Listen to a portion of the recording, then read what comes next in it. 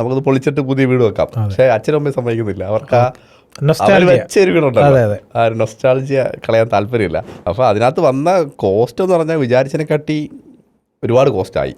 അവിടെ വരുന്ന ഇഷ്യൂസ് എന്ന് പറഞ്ഞു കഴിഞ്ഞാൽ നമ്മുടെ ഡോറുകൾ കംപ്ലീറ്റ് നമുക്കത് ആ സമയത്ത് ചേഞ്ച് ചെയ്യേണ്ടതായിട്ട് വരും. ഇതിൻ്റെ ഹൈറ്റ് പ്രശ്നമാണ്. സോയിൽ ടെസ്റ്റ് അത്യാവശ്യം ചെറിയൊരു കോസ്റ്റ് ആവുന്ന ഒരു പരിപാടിയാണ്. അതുപോലെ തന്നെ അത് ടെസ്റ്റ് ചെയ്ത് വരാനുള്ള ടൈം എടുക്കും. നോർമലി ചെയ്യാറുണ്ടോ? അപ്പോൾ ഇന്ന് നമ്മൾ സംസാരിക്കാൻ പോകുന്നത് പല ആളുകൾക്കും കൺഫ്യൂഷനുള്ളൊരു ഏരിയയാണ്. അതായത് പുതിയ വീട് വെക്കണോ അതേ നമ്മൾ താമസിച്ചുകൊണ്ടിരിക്കുന്ന വീട് റിനോവേഷൻ ചെയ്യണോ? അത് ചിലപ്പോൾ ഒരു പേഴ്സണൽ ഇൻട്രസ്റ്റ് ആയിരിക്കും അല്ലേ? പേഴ്സണൽ ഇൻട്രസ്റ്റ് ആയിരിക്കും. നമ്മളെ മുട്ടയുടെ മറ്റേ മുട്ടയ്ക്ക് എന്താ വലിയ പരിപാടി ഉണ്ടെന്ന് പറഞ്ഞൊന്നും മുങ്ങി ഇല്ല. അയാൾ ശരിക്കും ഭയങ്കര സംഭവമാണ്. അയാൾ അതിരാവിലെ എഴുന്നേക്കും എല്ലാ ദിവസവും. 4 മണിക്ക് എഴുന്നേറ്റ് അയാളെ ഫസ്റ്റ് പരിപാടി അയാൾ ഷേവ് ചെയ്യുക എന്നുള്ളതാണ്. അയാൾ ചെന്നൈ പോയിരിക്കുകയാണ് പെർമനന്റ് മുടി കളയാൻ വേണ്ടി. ശരിക്കും പറഞ്ഞതല്ല, എൻ്റെ അടുത്ത് വേറെ എന്താ കാര്യം പറഞ്ഞത്, ഇങ്ങോട്ട് പറഞ്ഞില്ലേ? ഇതൊക്കെ നോക്കിക്കോ, ഇനി അടുത്തതിനകത്ത് സെറ്റായിട്ടായിരിക്കും വരിക. ഇയാൾ പകരമില്ല, ഡെയിലി പഠിക്കൂലേ. അപ്പോൾ നമുക്ക് welcome to our podcast channel Archified talks. Get archified.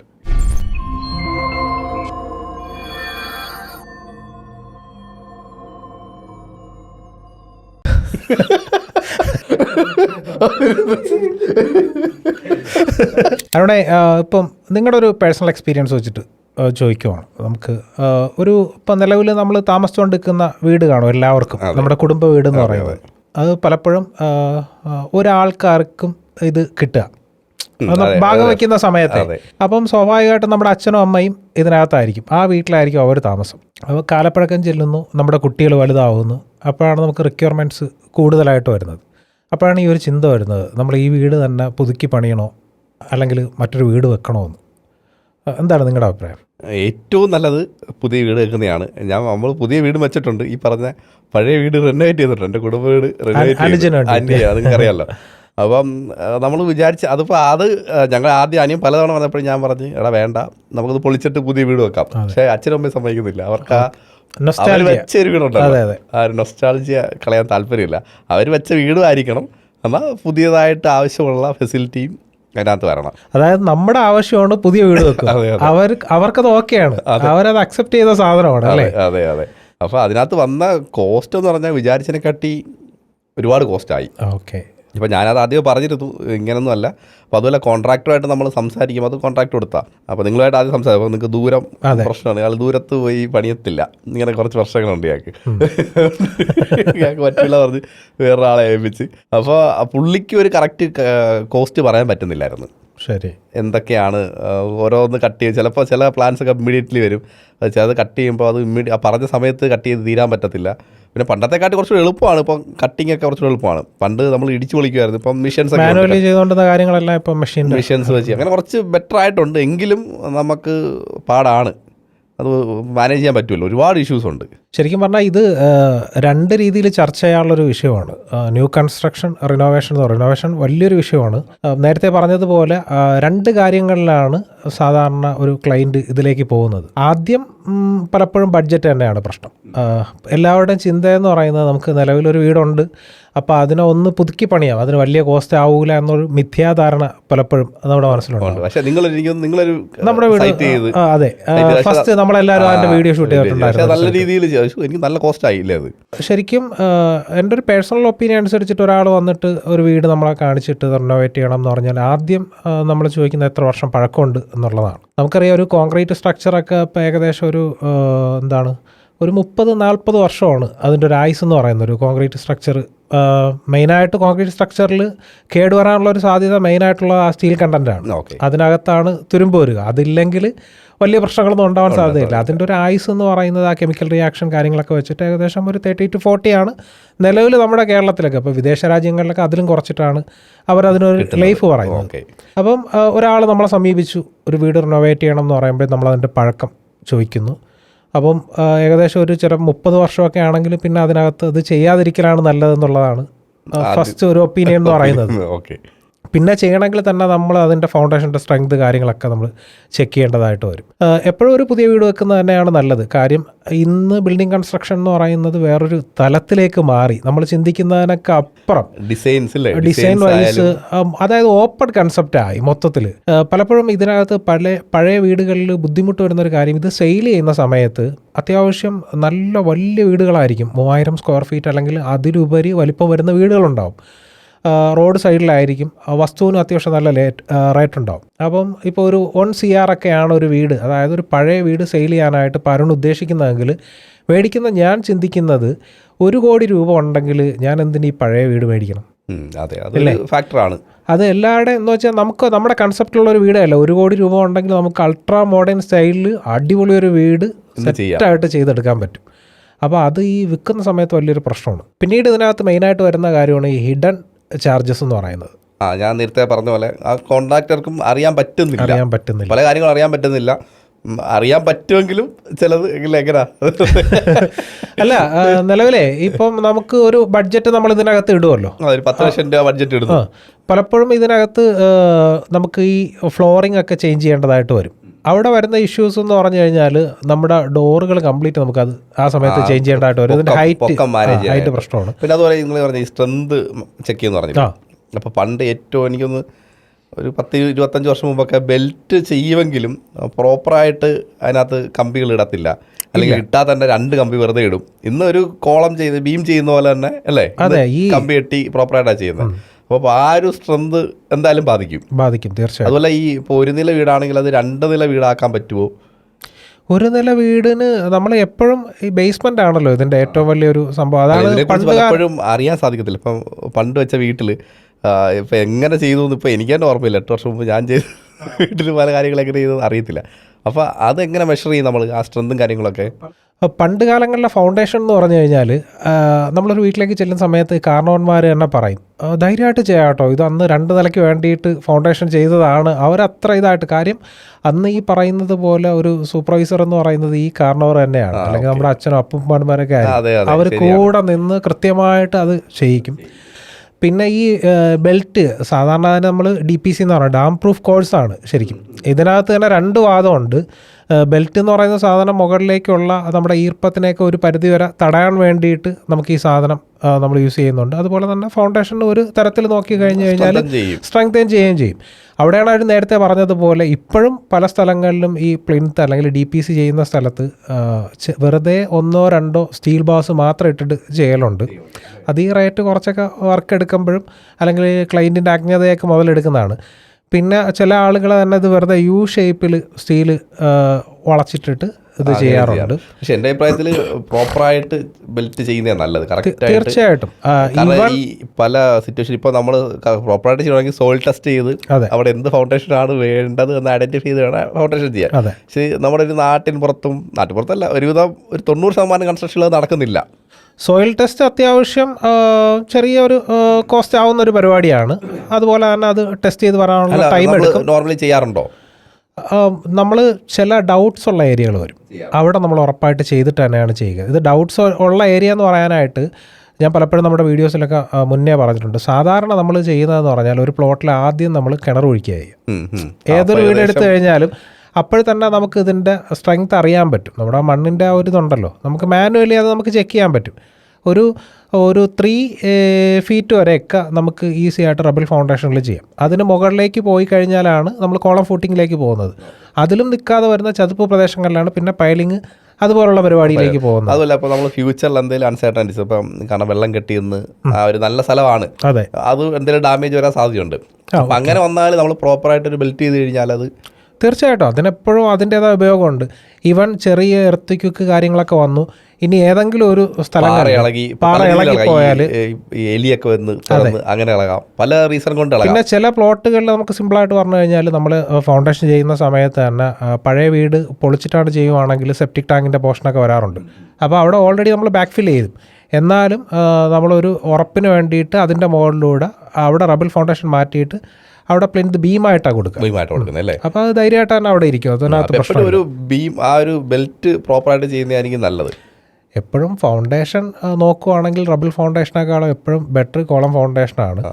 പല ആൾക്കാർ കോസ്റ്റിൻ്റെ ആ ഒരു ഇതുകൊണ്ടാണ് അതിലേക്ക് മടിക്കുന്നത്.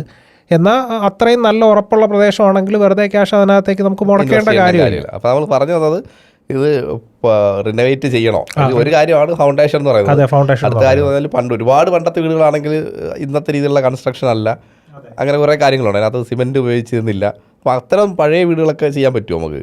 തീർച്ചയായിട്ടും ചെയ്യാൻ പറ്റും. ഇതിൽ പലപ്പോഴും റിനോവേഷൻ എന്ന് പറയുമ്പോൾ ചിലപ്പം നമ്മുടെ നിലവിലുള്ള 1-2 റൂം നമ്മൾ കീപ്പ് ചെയ്യും, ബാക്കി എക്സ്ട്രാ റൂം നമ്മൾ അതുമായിട്ട് ജോയിൻ ചെയ്യുവാണ്. അപ്പോൾ അതിന് വേണ്ടിയിട്ടുള്ള കാര്യങ്ങൾ നമ്മൾ ആ പ്രിക്കോഷൻസ് കാര്യങ്ങളെല്ലാം എടുക്കുന്നുണ്ട്. പിന്നെ നമ്മൾ നേരത്തെ നമ്മൾ ചെയ്തൊരു പ്രോജക്റ്റിൽ എന്ന് പറഞ്ഞാൽ നമ്മൾ അതിൻ്റെ പിന്നെ ടോപ്പ്, അതായത് റൂഫ് കംപ്ലീറ്റ് നമ്മൾ കട്ട് ചെയ്ത് ഡിമോളിഷ് ചെയ്ത് കളഞ്ഞിട്ട് പിന്നീട് നമ്മളത് സ്ട്രെങ്തൻ ചെയ്ത് ഫുള്ള് കോൺക്രീറ്റ് ചെയ്തതാണ്. അങ്ങനെയും ചെയ്യും. അതെ. അപ്പോൾ അങ്ങനെയൊക്കെ വരുന്ന സമയത്ത് ശരിക്കും ഇതിൻ്റെ ലാസ്റ്റ് ഘട്ടത്തിൽ നമ്മളിതൊന്ന് തിരിഞ്ഞു നോക്കുമ്പോൾ എല്ലാവരും ചിന്തിക്കുന്നൊരു കാര്യമാണ്, അയ്യോ ഇത് പൊളിച്ചിട്ട് പുതിയത് ചെയ്താൽ മതിയായിരുന്നു. അല്ല, അത് ഞാൻ വിചാരിച്ചിട്ട് ആ പ്രൊജക്റ്റിൽ നമുക്ക് ഒരു പുതിയ വീട് വെക്കുന്ന കോസ്റ്റ് ആയോ, എന്തായിരുന്നു അതിനകത്തുള്ളൊരു എക്സ്പീരിയൻസ് എന്തായിരുന്നു? ആക്ച്വലി പുതിയ വീട് വെച്ചാൽ മതിയായിരുന്നോ, അതാ ക്ലയൻറ്റിൻ്റെ ഇഷ്ടത്തിന് പഴയ വീട് റിനോവേറ്റ് ചെയ്ത് പുതിയ വീട്ടിലേക്ക് വന്നപ്പോൾ എങ്ങനെ മാനേജ് ചെയ്തു? കോസ്റ്റ് മാനേജ് എന്ന് പറഞ്ഞാൽ ലാസ്റ്റ് സത്യസന്ധമായിട്ട് പറഞ്ഞു കഴിഞ്ഞാൽ ക്ലയൻറ്റും അവരുടെ റിലേറ്റീവ്സൊക്കെ അവസാന ഘട്ടത്തിൽ അവർ പറഞ്ഞത് നമ്മൾ ആദ്യം പറഞ്ഞതുപോലെ അത് പൊളിച്ചിട്ട് പുതിയ വീട് വെച്ചാൽ മതിയായിരുന്നു. അങ്ങനെ തന്നെയാണ്. പക്ഷേ അവർക്ക് ആ വർക്കിൽ അവർ സാറ്റിസ്ഫൈഡ് ആണ്. അവർ വിചാരിച്ചതിനപ്പുറം ആ ഒരു സാധനം നമുക്ക് ചെയ്യാൻ പറ്റി, അതെല്ലാം ഓക്കെയാണ്. പക്ഷേ എപ്പോഴും നമുക്കറിയാം ഇത് പഴയതാണ്. ഇപ്പം നമ്മളൊരു സെക്കൻഡ് ഹാൻഡ് മൊബൈൽ മേടിക്കുന്നു അല്ലെങ്കിൽ ഒരു ലാപ്ടോപ്പൊക്കെ മേടിക്കുമ്പോഴേ നമ്മുടെ ഉള്ളിൽ എപ്പോഴും ഇത് പഴയതാണ് ആ ഒരു ചിന്ത വരുമല്ലോ. അപ്പോൾ നമ്മൾ വിചാരിക്കണം ഒരു 20,000 രൂപയുടെ ഇട്ടിരുന്നെങ്കിൽ നമുക്കൊരു ഫ്രഷ് പീസ് എടുക്കാമായിരുന്നു അല്ലേ. ആ ഒരു ചിന്തയാണ് എപ്പോഴും ഇതിനകത്തേക്ക് വരുന്നത്. പിന്നെ ചില സിറ്റുവേഷനിൽ നമ്മൾ ആ ബഡ്ജറ്റ് മാനേജ് ചെയ്യാൻ വേണ്ടിയിട്ട് ചെയ്തെടുക്കാം. അല്ലെങ്കിൽ ഞാൻ ചോദിച്ചിട്ട് ഇപ്പം നിലവിലൊരു വീട് ഉണ്ട്, ഒരു പോയിന്റിലുണ്ട്. അപ്പോൾ ആ കൺസ്ട്രക്ഷനിൽ തൊടാതെ അതിൻ്റെ ഫ്രണ്ടിലോട്ട് എക്സ്റ്റെൻഡ് ചെയ്യുമ്പോഴത്തേക്ക് ഈ പറയുന്ന വലിയ ബഡ്ജറ്റ് പ്രശ്നങ്ങളൊന്നും വരത്തില്ലല്ലോ. അങ്ങനെ ചെയ്യാം, ഈസി ആയിട്ട് ചെയ്യാം. എന്നിട്ട് ഭാവിയിൽ കുറച്ചുകൂടെ ക്യാഷ് ആവുന്ന സമയത്ത് വേണമെങ്കിൽ നമുക്ക് ഇത് പൊളിച്ചിട്ട് നമുക്ക് ചെയ്യാം. അതായത് നമ്മുടെ ഈ സ്ട്രക്ചറും ആ സ്ട്രക്ചറുമായിട്ട് യാതൊരു ബന്ധവും ഉണ്ടാവില്ല. ആ രീതിയിൽ നമുക്ക് ചെയ്യാൻ പറ്റും ചെയ്യുന്നതുള്ളതാണ്. പിന്നെ അതുപോലെ തന്നെ ഈ ഇതിനകത്ത് മറ്റൊരു കാര്യം, കോൺക്രീറ്റ് എക്സ്റ്റൻഷൻ ഉണ്ടെങ്കിൽ അത് പ്രോപ്പറായിട്ട് ഫ്യൂച്ചർ ലീക്ക് വരാനൊക്കെ ചാൻസ് ഉണ്ട്, പ്രോപ്പറായിട്ട് ചെയ്തില്ലെങ്കിൽ. അതിപ്പോൾ നമ്മൾ എന്തൊക്കെ പ്രിക്കോഷൻ അതിനകത്ത് എടുക്കുന്നത്? അതിനകത്ത് മെയിനായിട്ട് എന്ന് പറഞ്ഞു കഴിഞ്ഞാൽ നമ്മൾ ഒരേ സർഫസിലേക്ക് ആ ഒരു സെയിം ലെവലിലേക്ക് നമ്മൾ ഈ സ്ലാബ് കൊണ്ട് ജോയിൻ ചെയ്യാതിരിക്കലാണ് എപ്പോഴും നല്ലത്. അതായത് കുറച്ചുകൂടി നമുക്ക് എക്സ്റ്റെൻഡ് ചെയ്തുകൊണ്ട്, അതായത് എന്താ പറയുക, ഇപ്പോൾ നമുക്കൊരു ഓവർലാപ്പ് ചെയ്തിട്ട് ആ സാധനം ചെയ്യാം. പിന്നെ സ്റ്റീൽ തമ്മിലൊക്കെ കണക്ട് ചെയ്യാൻ വേണ്ടിയിട്ട് ഇപ്പോൾ കെമിക്കൽസ് കാര്യങ്ങളൊക്കെ ഉണ്ട്. എത്ര ചെയ്തിരുന്നാലും നമ്മൾ നേരത്തെ വാട്ടർ പ്രൂഫിങ്ങിൻ്റെ ഒക്കെ ഒരു എപ്പിസോഡ് നമ്മൾ ചെയ്തതാണ്. അപ്പോൾ അന്ന് ഡാം ഷോറിനെ കുറിച്ചിട്ടാണ് സംസാരിച്ചത്. അപ്പോൾ അവരൊക്കെ അത് പ്രോപ്പറായിട്ട് കറക്റ്റായിട്ട് തന്നെ അത് വാട്ടർ പ്രൂഫ് ചെയ്ത് വാറണ്ടി കൊടുക്കുന്നുണ്ട്. ആ രീതിയിലൊക്കെ നമുക്കത് ചെയ്യാൻ പറ്റും. പിന്നീട് നേരത്തെ പറഞ്ഞ കണക്ക് ഹിഡൻ ചാർജസ് എന്ന് പറഞ്ഞു കഴിഞ്ഞാൽ നമ്മൾ പലപ്പോഴും ചില വോളുകൾ നമ്മൾ ബ്രേക്ക് ചെയ്യും. ഓക്കെ, അതിന് ശേഷം നമ്മൾ അവിടെ നിന്ന് വിൻഡോസ് മാറ്റിയിട്ട് ലോങ് വിൻഡോസ് കൊടുക്കും. അല്ലെങ്കിൽ 2 ചെറിയ റൂമുകളായിരിക്കും പഴയ കാലങ്ങളിലൊക്കെ. അപ്പോൾ അതിനൊന്നാക്കാൻ വേണ്ടി വോള് പൊളിക്കുന്ന സമയത്തായിരിക്കും നമ്മുടെ ഇലക്ട്രിക്കൽ മെയിൻ പോയിൻറ്റ്സ് കാര്യങ്ങളൊക്കെ അതുവഴി പോകുന്നത്. പിന്നെ രണ്ടാമത് ഇത്തരം വീടുകളൊക്കെ പൊളിക്കുന്ന സമയത്ത് പഴയ കാലങ്ങളിലെല്ലാം നമ്മുടെ ഈ കൺസ്ട്രക്ഷൻ ചെയ്യുന്ന സമയത്ത് ഇലക്ട്രിക്കൽ ബോക്സ് എല്ലാം തടിയൊക്കെ ആയിരിക്കും വെക്കുക. അപ്പോൾ അതൊന്നും അതിനകത്ത് ഉണ്ടാവില്ല. ഇത് പൊളിക്കാതിരിക്കുന്നത് കൊണ്ട് ഒരു അഡ്ജസ്റ്റ്മെൻറ്റിൽ ഇങ്ങനെ ഇരിക്കുന്ന സാധനമാണ്. ഇതിൽ തൊട്ട് കഴിഞ്ഞാൽ പോയി. അതുപോലെ പിന്നെ ബാത്റൂമൊക്കെ റിനോവേഷൻ എന്ന് പറഞ്ഞു കഴിഞ്ഞാൽ പുതിയ ടൈൽസ് കാര്യങ്ങളൊക്കെ ചെയ്യുന്ന സമയത്ത് പിന്നെ നമുക്ക് പൈപ്പ്സ് കാര്യങ്ങളൊന്നും കിട്ടില്ല. അതെല്ലാം നമുക്ക് ചേഞ്ച് ചെയ്യേണ്ടത്. ശരിക്കും പറഞ്ഞു കഴിഞ്ഞാൽ ഒരു പുതിയ വീട് വെക്കുന്നതിനേക്കാളും തലവേദനയാണ് ഇത്. മാനേജ് ചെയ്യാൻ ഭയങ്കര പാടാണ്. ഓരോ സ്ഥലത്ത് അവിടുത്തെ പ്രശ്നങ്ങൾ അറിയാൻ പറ്റത്തുള്ളൂ. തീർച്ചയായിട്ടും. അതുകൊണ്ടാണ് ബാത്റൂമിന്റെ പ്രശ്നങ്ങൾ അറിയുന്നത്. അതുകൊണ്ടാണ് പിന്നെ ഇതുപോലെ റിനോവേഷൻ പ്രോജക്റ്റുകൾ എപ്പോഴും നമ്മൾ കോൺട്രാക്റ്റ് എഴുതുമ്പോൾ തന്നെ ഇത് ശരിക്കും ഒരു കംപ്ലീറ്റേഷനിലേക്ക് നമുക്കിത് എത്താൻ പറ്റില്ല. കുറേ ഹൈഡ് ചെയ്ത് വെച്ച് ബാക്കി അതിനകത്ത് എന്ത് വന്നാലും എക്സ്ട്രാ പേ ചെയ്യണം എന്നുള്ള രീതിയിലായിരിക്കും നമ്മളെപ്പോഴും എഗ്രിമെൻ്റ് എഴുതുക. അത് പിന്നീട് അങ്ങോട്ട് പോകും തോറും ക്ലയൻറ്റിനും ഒരു ഇഷ്യൂ ആയിട്ട് വരും. ഇത് ആദ്യം എത്ര പറഞ്ഞാലും ഇവർക്ക് മനസ്സിലാവില്ല. തമ്മിൽ നിങ്ങൾ പറ്റിച്ചാണോ ഞങ്ങൾക്ക് പണി കിട്ടിയാണോ ഒന്നും അറിയാൻ പറ്റാത്തൊരവസ്ഥ അവസാനം. പിന്നെ അതുപോലെ ഇതിനകത്ത് പിന്നീട് വരുന്നതാണ് ഈ ക്യാപ്പിലറി ആക്ഷൻ പോലുള്ള കാര്യങ്ങൾ. അതൊന്നും നമുക്കൊന്നും ചെയ്യാൻ പറ്റില്ല. ഈ ഇത്തരത്തിലുള്ള ഒരു ബിൽഡിങ്ങിൽ ടോയ്ലറ്റിലൊക്കെ നമുക്ക് കുറേ എപ്പോക്സി കാര്യങ്ങളൊക്കെ ചെയ്ത് ഇത് കുറേയൊക്കെ ക്ലിയർ ചെയ്യാം. ബാക്കിയുള്ള കാര്യങ്ങളൊക്കെ ഇതിനകത്ത് പ്രശ്നമാണ്. ഓക്കെ അതിങ്ങനെ കുറച്ച് ഇഷ്യൂസ് ഇതിനകത്ത് കോമൺലി വരും. അപ്പോൾ ചുരുക്കി പറഞ്ഞു കഴിഞ്ഞാൽ ഒരു പുതിയ വീട് വെക്കുന്നതാണ് പറ്റുമെങ്കിൽ എപ്പോഴും നല്ലത് പുതിയ വീട് വെക്കുന്നതാണ്. പിന്നെ ഈ പറഞ്ഞതുപോലെ നമ്മൾ എത്രയൊക്കെ പറഞ്ഞാലും ഇത് അവസാനം ഈ ഏച്ച് വെച്ചാൽ മുഴച്ചിരിക്കും എന്ന് പറഞ്ഞ ആ ഒരു രീതിയിലൊക്കെ ആയിരിക്കും. അതുപോലെ ഞാൻ ചോദിച്ചോട്ടെ, ഇപ്പം നമ്മൾ ഒരു ഫസ്റ്റ് ഫ്ലോറേ ഉള്ളായിരുന്നു ഇവിടെ, അപ്പോൾ സെക്കൻഡ് ഫ്ലോറിലൂടെ എക്സ്റ്റെൻഡ് ചെയ്തത്. അപ്പോൾ ആ സമയത്ത് അവിടെ കോൺക്രീറ്റ് ചെയ്യുന്നതാണോ നല്ലത്? അപ്പോൾ അതുപോലെ തന്നെ നമുക്കിപ്പോൾ ചെയ്യാൻ പറ്റുന്ന നമ്മുടെ പൈപ്പ് ഉപയോഗിച്ച്, അതെ, ജി എ പൈപ്പ് സ്ട്രക്ചർ ഉപയോഗിച്ചിട്ട് പലരും ഇപ്പോൾ ഒരുപാട് ടെക്നോളജീസ് ഉണ്ട്. വാട്ടർ സൗണ്ട് പ്രൂഫായിട്ട് ചെയ്യാം, അല്ലാതെ ചെയ്യാം, അങ്ങനെ ഒരുപാട് ഇതിൽ ഹീറ്റ് വരാത്ത രീതിയിൽ ചെയ്യാൻ പറ്റുന്ന ഒരുപാട് കാര്യങ്ങളുണ്ട്. അപ്പോൾ അതാണ് ഏറ്റവും നല്ലത്. അപ്പോൾ വെയിറ്റ് കുറഞ്ഞിരിക്കുമല്ലോ. നമുക്ക് വെയിറ്റ് കുറയ്ക്കാൻ വേണ്ടിയിട്ടാണെങ്കിൽ ഇപ്പോൾ ഒരുപാട് മെത്തേഡുകളുണ്ടല്ലോ. ഇപ്പം നമുക്ക് പിന്നെ ACC ബ്ലോക്ക് പോലുള്ള ബ്ലോക്കുകൾ നമുക്ക് ഉപയോഗിക്കാം, വെയ്റ്റ്ലെസ് ആയിട്ടുള്ള ബ്ലോക്കുകൾ ഉപയോഗിക്കാം. പക്ഷേ ആ സമയത്ത് ഈ പറഞ്ഞതുപോലെ നമ്മളൊരു GA സ്ട്രക്ചറിലാണ് ചെയ്യുവാണെങ്കിൽ ആ സ്ട്രക്ചർ ശരിക്കും താഴേന്ന് തന്നെ ചെയ്തിട്ട് അതൊരു ഡിസൈൻ വൈസ് ഒന്ന് പ്രൊജക്റ്റ് ചെയ്ത് കവർ ചെയ്തെടുക്കുന്നതാണ് നല്ലത്. ഈ ലോഡ് പഴയ ബിൽഡിങ്ങിലേക്ക് കൊടുക്കാണ്ട് ഇതിൻ്റെ പുറത്തേക്ക് പ്രൊജക്റ്റ് ചെയ്തിട്ട് ഇപ്പോഴത്തെ നമുക്ക് കോണ്ടംപററി ഡിസൈനിലൊക്കെ ഈസി ആയിട്ട് അത് ചെയ്തെടുക്കാൻ പറ്റും. ഇനി മുകളിലേക്ക് വരുന്ന സമയത്ത് ഇപ്പോൾ റൂഫിങ്ങിൻ്റെ കാര്യം പറഞ്ഞതുപോലെ തന്നെ അവിടെ നമുക്ക് I-beams നമുക്ക് യൂസ് ചെയ്തുകൊണ്ട് മുകളിൽ സിമൻറ്റ് ബോർഡ് കാര്യങ്ങൾ ഫിക്സ് ചെയ്ത് മുകളിലേക്ക് ടൈലൊട്ടിക്കാം. എന്നിട്ട് താഴെ ജിപ്സം ചെയ്ത് കഴിഞ്ഞ് കഴിഞ്ഞാൽ ഈ I-beam മറയും, ടോപ്പിൽ പെർഫെക്റ്റ് ആയിട്ട് തന്നെ ഇരിക്കും. പക്ഷെ അതൊരിക്കലും കോസ്റ്റ് എഫക്റ്റീവ് അല്ല. ഈ പല ആളുകളും ചിന്തിച്ചു വയ്ക്കുന്നത് ഈ നമ്മുടെ ട്രസ് റൂഫും കോൺക്രീറ്റ് റൂഫും ഉണ്ടല്ലോ, പലപ്പോഴും ഇവർ വിചാരിച്ചിരിക്കുന്നതെന്ന് പറഞ്ഞു കഴിഞ്ഞാൽ ഈ ട്രസ് റൂഫ് റേറ്റ് കുറവെന്നാണ്. ഒരിക്കലും അല്ല, കോൺക്രീറ്റിനേക്കാളും റേറ്റ് കൂടുതലാണ് നമ്മൾ ട്രസ് റൂഫ് ചെയ്യുന്ന സമയത്ത്. ഇത് പെർഫെക്റ്റ് ആയിട്ട് ചെയ്യുന്ന ടൈമിലാണ് കേട്ടോ. വെറുതെ കുറച്ച് സ്ട്രക്ചർ അടിച്ചു വെച്ചിട്ട് നമുക്ക് കിട്ടുന്ന ഇപ്പോൾ പഴയ ഓടൊക്കെ മേടിച്ചിടുവാണെങ്കിൽ അതൊരു പക്ഷേ കോസ്റ്റ് എഫക്റ്റീവ് ആയിരിക്കും. പക്ഷേ അതിൻ്റെ എസ്തറ്റിക്കലി ഇത് നോക്കുന്ന സമയത്ത് ഇത് താഴെ സീലിംഗ് ഓട് ഇടണം, പിന്നെ ഓടിന് വേണ്ടിയിട്ട് നമ്മൾ ഈ സ്ട്രക്ചർ ചെയ്യണം. പിന്നെ പഴയ ഓടാണെങ്കിൽ അത് പഴയ ഓട് മേടിച്ച് പെയിൻറ്റ് ചെയ്യുന്നത് ഭയങ്കര മണ്ടത്തരമുണ്ട്. പുതിയ ഓട് മേടിക്കുന്നതിനേക്കാളും പൈസ ആവും ശരിക്കും. അപ്പോൾ ആ രീതിയിൽ ചിന്തിക്കുന്ന ഒരു മണ്ടത്തരമാണ്. പിന്നെ നമ്മൾ ഏറ്റവും കൂടുതൽ കണ്ടുവരുന്ന വടക്കോട്ടുള്ള ഭാഗങ്ങളിൽ പോയി കഴിഞ്ഞാൽ ഒരു വിധമുള്ള എല്ലാ വീടും ഇതുപോലെ ട്രസ് റൂഫ് ചെയ്തിട്ട് ഓട് ചെയ്തിരിക്കുകയാണ്. പക്ഷേ അത് പലപ്പോഴും ചെക്ക് ചെയ്ത് കഴിഞ്ഞാൽ നമുക്ക് അറിയാൻ പറ്റും അത് ഫ്ലാറ്റ് റൂഫ് കോൺക്രീറ്റ് ചെയ്തിട്ട് മുകളിലേക്ക് സ്ട്രക്ചർ ചെയ്തിട്ടാണ് ചെയ്യുന്നത്. അപ്പോൾ അത്യാവശ്യം നല്ല ചൂട് കാര്യങ്ങളൊക്കെ കുറയും. ഇപ്പം പിന്നെ ചൂട് കുറയ്ക്കാൻ വേണ്ടിയിട്ടുള്ള ഒരുപാട് മെറ്റീരിയൽസ് കാര്യങ്ങളൊക്കെ വരുന്നുണ്ട്, ഷീറ്റ് കാര്യങ്ങൾ. നമുക്ക് വെയിറ്റ് കുറയ്ക്കാൻ വേണ്ടി അങ്ങനെ പ്രശ്നമില്ല. വെയിറ്റ് കുറയ്ക്കണമെന്നുണ്ടെങ്കിൽ ഇങ്ങനെയുള്ള ഒരുപാട് ഇന്നോവേറ്റീവ് ആയിട്ടുള്ള ഒരുപാട് പ്രോഡക്റ്റുകളുണ്ട്. ഇനി മുകളിലേക്ക് നമുക്ക് ഓൾ പാർട്ടീഷൻ ജിപ്സം വെച്ചിട്ട് ചെയ്യാം. അതുപോലെ തന്നെ ഈ സിമൻറ്റ് ബോർഡ്, ഒരുപാട് ബ്ലോക്സ് അഡ്വൈസുകൾ അങ്ങനെയുള്ള കാര്യങ്ങളായിരിക്കും വെയിറ്റ് കുറയ്ക്കാൻ വേണ്ടിയിട്ട്. ഈ AAC ബ്ലോക്ക് എന്ന് പറയുന്നത് ശരിക്കും പറഞ്ഞാൽ എപ്പോഴും നമ്മുടെ ഒരു കോളം സ്ട്രക്ചറിനകത്ത് പാർട്ടീഷൻ ചെയ്യാൻ വേണ്ടിയിട്ട് ഉപയോഗിക്കുന്ന സാധനമാണ്. വെയ്റ്റ്ലെസ് ആണ്, അറിയാമല്ലോ. നമുക്കൊരു 2 feet വരുന്ന ഒരു ബ്ലോക്കൊക്കെ ഈസി ആയിട്ട് നമുക്ക് 2 വിരൽ കൊണ്ട് എടുത്തിട്ട് പൊക്കാൻ പറ്റും. അതായത് ജസ്റ്റ് തെർമോക്കോൾ പോലെ ഇരിക്കുന്ന ഒരു സാധനമാണ്. പക്ഷേ അതിനകത്ത് ഒരിക്കലും ലോഡ് ബെയറിംഗ് ഇല്ല. അപ്പം അത് ചെയ്യുമ്പം റൂഫ് കോൺക്രീറ്റ് ചെയ്യാതിരിക്കുന്നതാണ് നല്ലത് അങ്ങനെ ചെയ്യുമ്പോൾ. തീർച്ചയായിട്ടും. അപ്പോൾ അതുപോലെ പഴയ വീട് ചെയ്യുമ്പോൾ മാക്സിമം മുകളിലോട്ടുള്ള വെയിറ്റ് എപ്പോഴും കുറച്ച് കഴിഞ്ഞാൽ ആ ബിൽഡിങ്ങിൻ്റെ അത്രയും ലൈഫ് ഒന്നുകൂടെ കൂട്ടാൻ സഹായിക്കത്തില്ല. പിന്നെ ഈ പറഞ്ഞതുപോലെ ഈ പലപ്പോഴും സ്റ്റെയർ അകത്തുണ്ടാവണമെന്നില്ല. പിന്നെ അത് കട്ട് ചെയ്യണം, അതിന് പ്രോപ്പറായിട്ടൊരു സ്പേസ് കാണണം. എപ്പോഴും ഒരു വെല്ലുവിളി തന്നെയാണ്. എന്ന് വെച്ച് കഴിഞ്ഞാൽ നമ്മളിപ്പോൾ സോഷ്യൽ മീഡിയയിൽ തന്നെ കാണുന്നുണ്ട്. ഇപ്പോൾ 2 ദിവസം മുന്നേ ഞാൻ ഏതൊരു പാലക്കാട് ഒരു വീട് ശരിക്കും നമ്മൾ തന്നെ കണ്ടാൽ ഞെട്ടിപ്പോയി ഇതിങ്ങനെ ചെയ്തെടുത്തല്ലോ എന്നുള്ളത്. പക്ഷേ അതിൻ്റെ ബഡ്ജറ്റ് വൈസ് നോക്കുവാണെങ്കിൽ എനിക്ക് തോന്നുന്നു ഒരു പുതിയ വീട് വെക്കുന്നതിനേക്കാളും പൈസ ആവും. അവിടെയാണ് നമ്മൾ നേരത്തെ പറഞ്ഞത് നമ്മുടെ അച്ഛനും അമ്മ അല്ലെങ്കിൽ നമുക്ക് കുറേ ഒരു ഇമോഷണലി അറ്റാച്ച്ഡ് ആയിട്ടുള്ള സാധനം കാണും, നമ്മൾ ഒരിക്കലും അത് പൊളിക്കുന്നില്ല എന്ന് പറഞ്ഞ്. ഒരു 2 ദിവസം മുന്നേ തിരുവനന്തപുരത്ത് നിന്ന് തന്നെ നമ്മുടെ ഒരു വ്യൂവർ വിളിച്ചിട്ടുണ്ടായിരുന്നു. പുള്ളിക്കാരൻ വാടക വീട്ടിലാണ് താമസിക്കുന്നത്. അപ്പോൾ ആ വീട് പുള്ളിക്കാരന് മേടിച്ചാൽ കൊള്ളാമെന്നുണ്ട്. അപ്പോൾ അതിനൊരു 20 വർഷം പഴക്കമുണ്ട്. അപ്പോൾ എൻ്റെ ചേട്ടാ ഒന്ന് സൈറ്റ് വിസിറ്റ് ചെയ്യൂ, മുകളിലേക്ക് വർക്ക് ചെയ്യാനാണെന്നൊക്കെ പറഞ്ഞു. ബ്രോ 20 വർഷം പഴക്കമുള്ള വീടാണെങ്കിൽ ചെയ്യണോ, പുതിയത് മേടിച്ചുകൂടാന്ന് പറഞ്ഞാൽ പുള്ളി പറഞ്ഞത് ആ വീട്ടിലവർ വാടകയ്ക്ക് താമസിക്കുവാണ്. അപ്പോൾ പുള്ളിയുടെ അച്ഛൻ അവിടെ വെച്ചിട്ടാണ് മരണപ്പെട്ടത്. അപ്പോൾ ആ ഒരു ഫീലാണ് അവരതിന് പ്രേരിപ്പിക്കുന്നത്. അതിനകത്ത് നമുക്കൊന്നും പറയാനില്ല, അതൊക്കെ ഓരോരുത്തരുടെ ആഗ്രഹങ്ങൾ. പൈസയ്ക്ക് അപ്പുറത്തുള്ള കുറച്ച് കാര്യങ്ങളുണ്ടല്ലോ, അതാണ്.